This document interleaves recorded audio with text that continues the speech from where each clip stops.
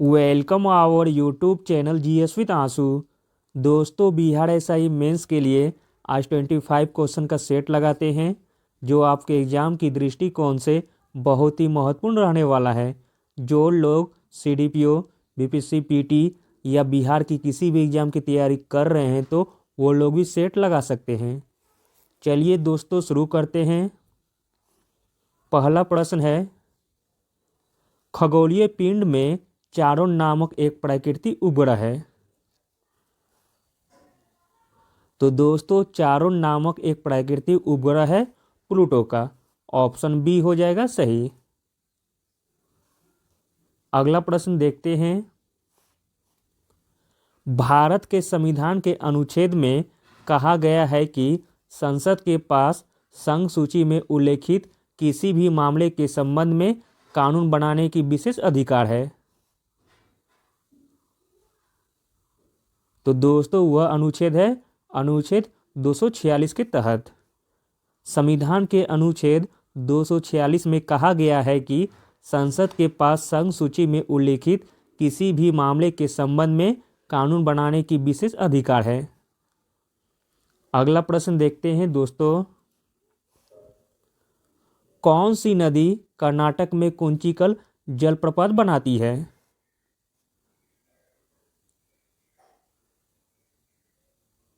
तो दोस्तों, कर्नाटक में कुंचिकल जलप्रपात बनाती है वराई नदी पर। ऑप्शन बी हो जाएगा सही। अगला प्रश्न देखते हैं दोस्तों। 13 ताली नामक लोक नृत्य का संबंध किस राज्य से है? तो दोस्तों, 13 ताली नामक लोक नृत्य का संबंध है राजस्थान राज्य से। अगला प्रश्न देखते हैं दोस्तों। My journey transforming dream in action नामक पुस्तक किसकी आत्मकथा है? तो दोस्तों, my journey transforming dream in action नामक पुस्तक आत्मकथा है एपीजे अब्दुल कलाम की। ऑप्शन सी हो जाएगा सही। अगला प्रश्न देखते हैं दोस्तों। निम्नलिखित क्रांतिकारियों में से कौन मास्टर दा के नाम से प्रसिद्ध थे? तो दोस्तों, मास्टर दा के नाम से प्रसिद्ध थे सूरसेन। ऑप्शन डी हो जाएगा सही। अगला प्रश्न देखते हैं दोस्तों। भारत के राष्ट्रीय अभिलेखागार की स्थापना किस वर्ष में की गई थी? तो दोस्तों, राष्ट्रीय अभिलेखागार की स्थापना की गई थी 1891 ईस्वी में। अगला प्रश्न देखते हैं दोस्तों। कौन सा एक प्राकृतिक अम्ल क्षार का संकेतक नहीं है? तो दोस्तों, प्राकृतिक अम्ल क्षार का संकेतक नहीं है, वह है अजवाइन की पत्तियां। जबकि लाल पत्ता गोभी, जेरेमिन के फूल तथा पीटूनिया के फूल, यह तीनों प्राकृतिक अम्ल क्षार के संकेतक हैं। अजवाइन की पत्तियां एक प्राकृतिक अम्ल क्षार संकेतक नहीं है। एक संकेतक एक डाई है जो अम्ल और क्षार के संपर्क में आने पर रंग में परिवर्तन दर्शाता है।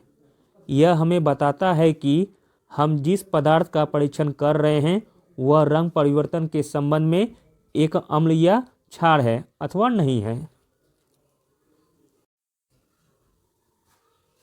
अगला प्रश्न देखते हैं दोस्तों।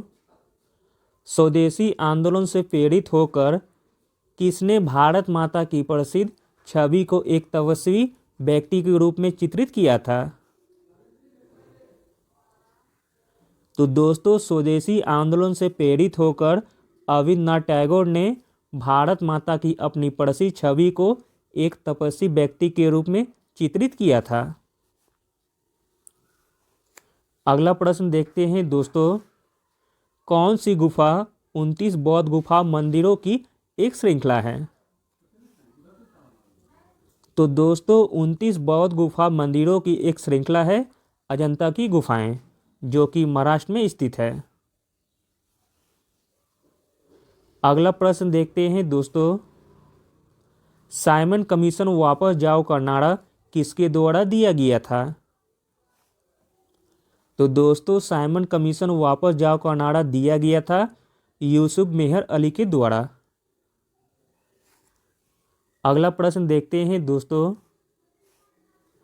निम्न में से किसने पहले गोलमेज सम्मेलन में हिस्सा नहीं लिया था?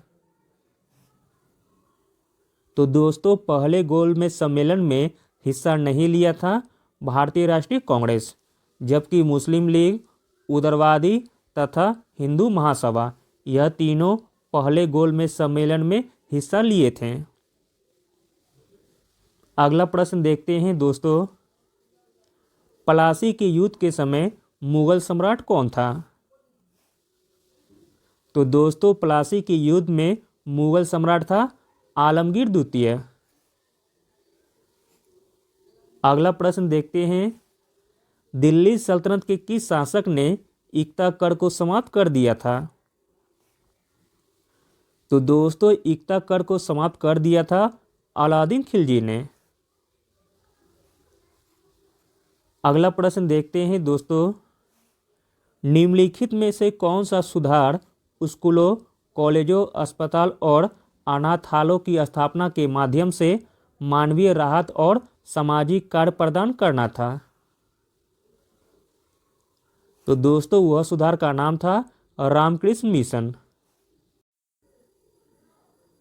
अगला प्रश्न देखते हैं दोस्तों, किस युद्ध में हार के बाद मुगल सम्राट ने ईस्ट इंडिया कंपनी को बंगाल, बिहार और उड़ीसा के दीवानी अधिकार प्रदान किए थे?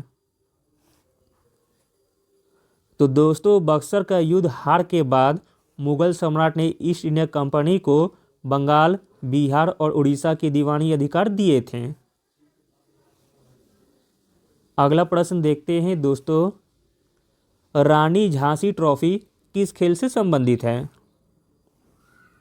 तो दोस्तों रानी झांसी ट्रॉफी संबंधित है क्रिकेट से। अगला प्रश्न देखते हैं दोस्तों, 2024 में होने वाले ग्रीष्मकालीन ओलंपिक की मेजबानी कौन सा शहर करने वाला है? तो दोस्तों 2024 में होने वाले ग्रीष्मकालीन ओलंपिक की मेजबानी पेरिस शहर करेगा और 2028 में लॉस एंजिल अमेरिका में किया जाएगा। उसके बाद 2032 में ऑस्ट्रेलिया में किया जाएगा। अगला प्रश्न देखते हैं दोस्तों, वन जीवों की प्रवासी प्रजातियों के संरक्षण पर कन्वेंशन को डैश के रूप में भी जाना जाता है?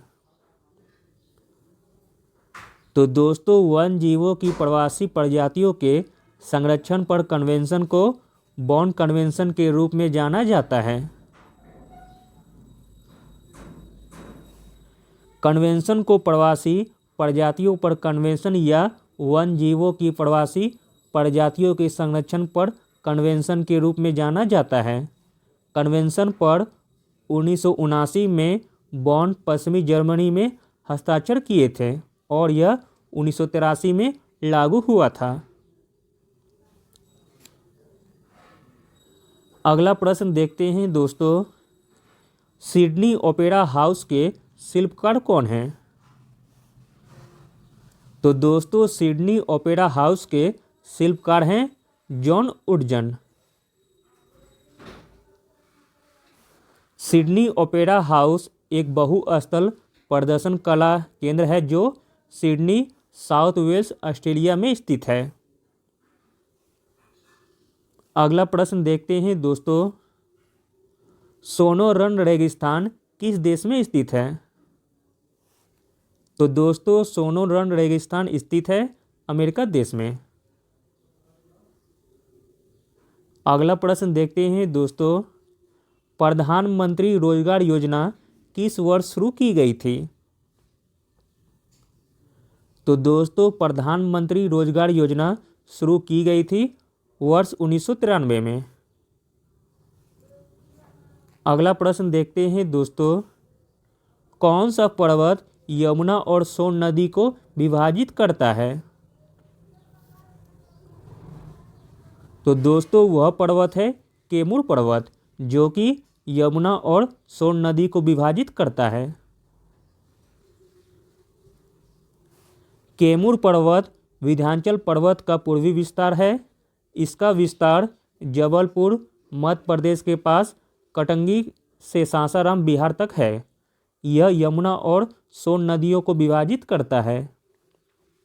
सीधी, सिंगरौली, रीवा और कटनी इस पर्वत श्रृंखला के अंतर्गत आते हैं। अगला प्रश्न देखते हैं। 2011 की जनगणना के आंकड़ों के अनुसार निम्न में से किस केंद्र शासित प्रदेश में महिला जनसंख्या पुरुष जनसंख्या से अधिक है? तो दोस्तों वह केंद्र शासित प्रदेश है पुडुचेरी। पुडुचेरी में महिला जनसंख्या पुरुष जनसंख्या से अधिक है। अगला और अंतिम प्रश्न देखते हैं दोस्तों। पोकियांग हवाई अड्डा किस राज्य में स्थित है? तो दोस्तों पोकियांग हवाई अड्डा स्थित है सिक्किम राज्य में। Thank you.